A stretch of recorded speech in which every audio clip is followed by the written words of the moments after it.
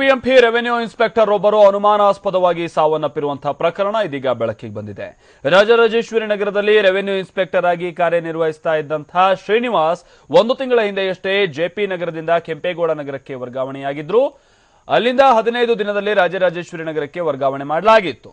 ಆದರೆ ಇದುವರೆಗೂ ಕೂಡ ಕೆಲಸಕ್ಕೆ ಅವರು ರಿಪೋರ್ಟ್ ಮಾಡಿಕೊಂಡಿರಲಿಲ್ಲ.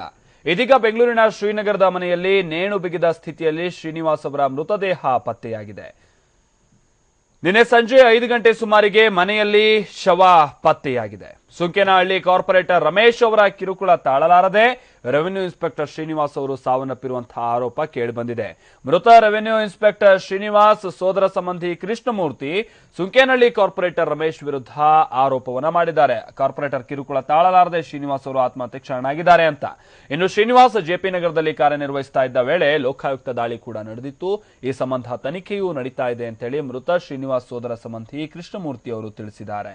ಇನ್ನು ಇದೀಗ ಕಿಮ್ಸ್ ಆಸ್ಪತ್ರೆಯಲ್ಲಿ ಮರಣೋತ್ತರ ಪರೀಕ್ಷೆ ಮುಗಿದಿದ್ದು ಮರಣೋತ್ತರ ಪರೀಕ್ಷೆಯಲ್ಲಿ ನೇಣು ಬಿಗಿದುಕೊಂಡು ಸಾವನ್ನಪ್ಪಿರುವಂತದ್ದು ಸಾಬೀತಾಗಿದೆ. ಇನ್ನು ಈ ಬಗ್ಗೆ ಪ್ರತಿಕ್ರಿಯೆ ನೀಡಿರುವಂತಹ ಕಾರ್ಪೊರೇಟರ್ ರಮೇಶ್ ಅವರು ಶ್ರೀನಿವಾಸ್ ಸಾವಿಗೂ ನನಗೂ ಯಾವುದೇ ರೀತಿಯ ಸಂಬಂಧ ಇಲ್ಲ. ಬಿಬಿಎಂಪಿ ಆರ್ಐ ಸೋಮಶೇಖರ್ ಪರವಾಗಿ ನಿಯಮಾನುಸಾರ ಕ್ರಮ ಕೈಗೊಳ್ಳಿ ಅಂತ ಆಯುಕ್ತರಿಗೆ ಪತ್ರವನ್ನ ಬರೆದಿದ್ದೆ. ಹೀಗಾಗಿ ರೆವೆನ್ಯೂ ಇನ್ಸ್ಪೆಕ್ಟರ್ ಶ್ರೀನಿವಾಸ್ರನ್ನ ಮರು ವರ್ಗಾವಣೆ ಮಾಡಿದ್ರು. ಇದನ್ನು ಹೊರತುಪಡಿಸಿ ನನಗೆ ಬೇರೆ ಯಾವುದೇ ಸಂಬಂಧ ಇಲ್ಲ ಅಂತ ಸ್ಪಷ್ಟಪಡಿಸಿದ್ದಾರೆ.